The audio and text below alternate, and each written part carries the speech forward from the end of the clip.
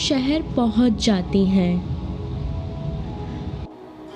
मटके से उतरकर चलना शुरू कर देती हैं और मटके को वहीं रख देती हैं ताकि वापस उसमें जा सकें। शादी में बहुत रौनक होती है, बहुत अनारबाजी होती है।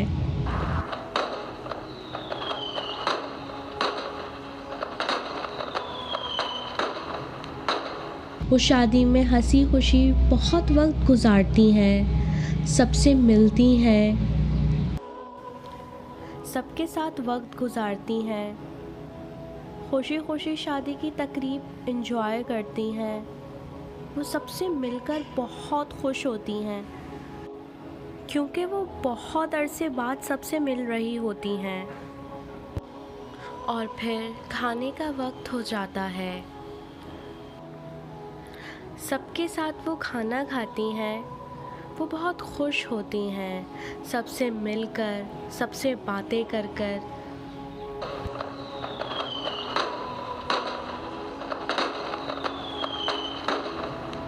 और फिर शादी ख़त्म हो जाती है।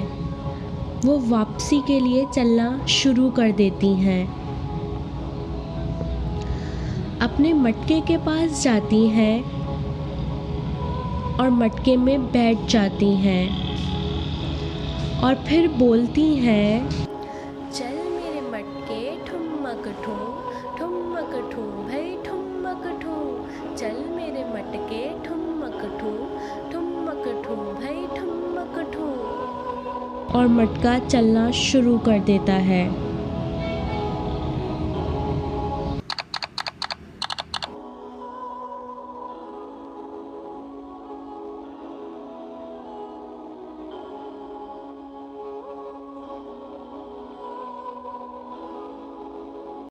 जब जंगल वापस लौट रही थी तो उसके दिल में एक अजीब सी कश्मकश थी। एक तरफ जंगल की खूबसूरती, आज़ाद हवा, बहते झरने, सरसब्ज़ दरख्त और ये कुदरत के हसीन मनाजिर, और दूसरी तरफ कुछ जानवरों का अनजाना सा खौफ भी इसके दिल में छुपा होता है। लेकिन इसने सोचा कि कुदरत के आगोश में रहने का लुत्फ़ ही कुछ और है और यहाँ रहना है तो इसके साथ ही रहने का हुनर सीखना होगा। दादी अम्मा के दिल में घबराहट भी थी, लेकिन वो एक तरीके से मुतमईन भी थी। उन्हें अल्लाह पे बहुत भरोसा था। उन्हें पता था कि अल्लाह कुछ ना कुछ इंतज़ाम कर देगा। जब वो आगे बढ़ी तो शेर इसका इंतज़ार कर रहा था। शेर बोला, आ गई माँ, अब मैं तुम्हें खाऊंगा। मैं कब से तुम्हारा इंतजार कर रहा था।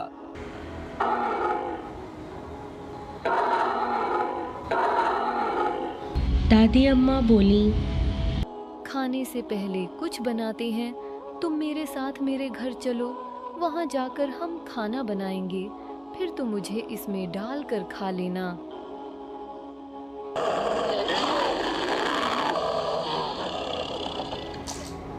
शेर मान गया और शेर ने दादी अम्मा के पीछे चलना शुरू कर दिया।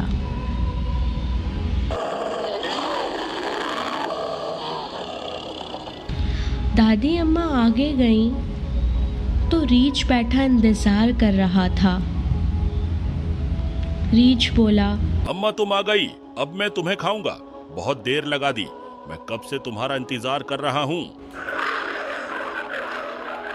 दादी अम्मा बोली, मेरे घर चलो, वहाँ जाकर हम खाना बनाएंगे, फिर तुम मुझे इसमें डाल कर खा लेना। और रीछ ने इनके पीछे चलना शुरू कर दिया।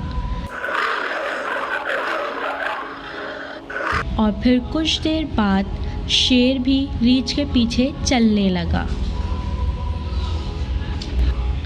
दादी अम्मा आगे गईं तो भेड़िया मिला। भेड़िया बोला, अम्मा तुम आ गई, अब मैं तुम्हें खाऊंगा। बहुत देर लगा दी, मैं कब से तुम्हारा इंतजार कर रहा हूँ। दादी अम्मा ने इससे भी यही बात बोली।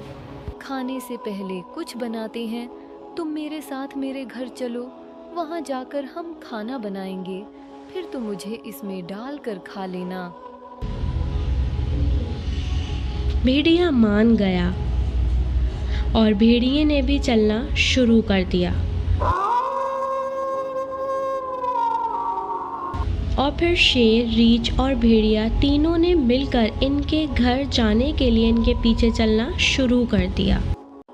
दादी अम्मा इनको एक तंदूर के पास ले गईं और वहाँ जाकर सब जानवर बैठ गए और दादी अम्मा मटके से उतर गईं और दिल में अल्लाह का नाम लिया और अल्लाह से मदद मांगी।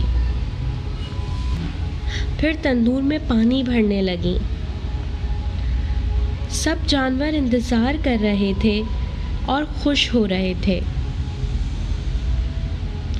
दादी अम्मा ने पानी भरा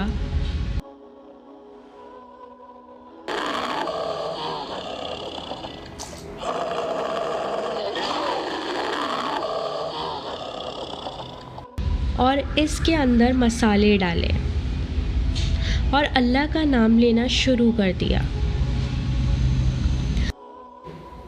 सारे जानवर दिल ही दिल में खुश हो रहे थे। इतनी देर में दादी अम्मा ने देखा लकड़ियाँ ख़त्म हो गई हैं। वो बोली, लकड़ियाँ तो ख़त्म हो गई हैं।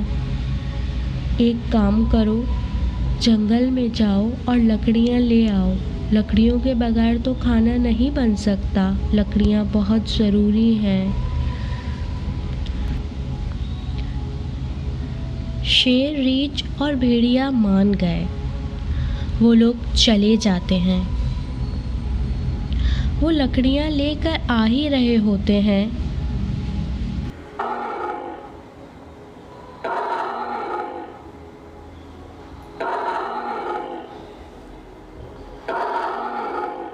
इतने में दादी अम्मा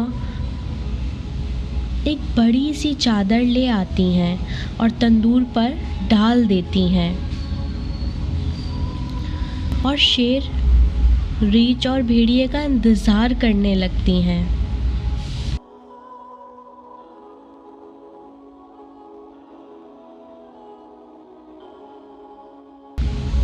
इतने में जानवर लकड़ियाँ लेकर आ जाते हैं।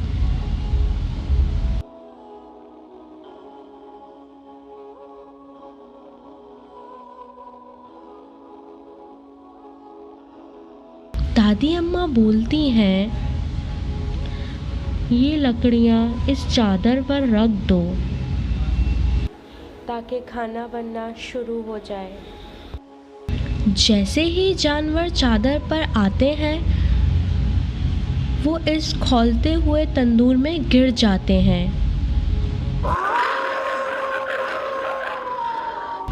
सब जानवर शोर मचाने लगते हैं और जल्दी से वहाँ से भाग जाते हैं। दादी अम्मा दूर से ये सब देख रही होती हैं। दादी अम्मा करीब आकर देखती हैं और खुश होती हैं। अल्लाह का शुक्र अदा करती हैं। यूँ दादी अम्मा अपनी अक्लमंदी से अपनी जान बचा लेती हैं और हंसी खुशी अपने घर जाती हैं। और दादी अम्मा खुशी खुशी अपने घर पहुंच जाती हैं और अपने घर पहुंचकर आराम से सो जाती हैं।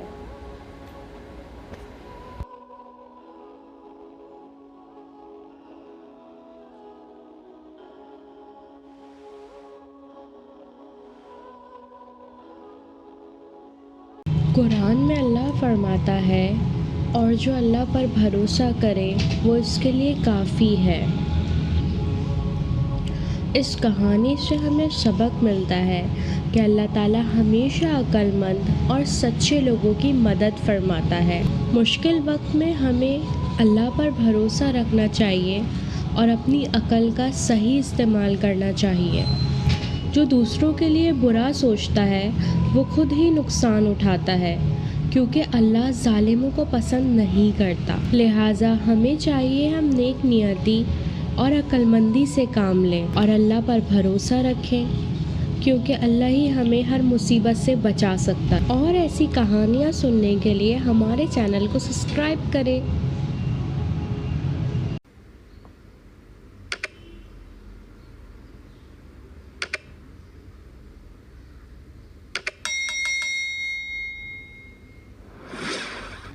like, subscribe and share my channel.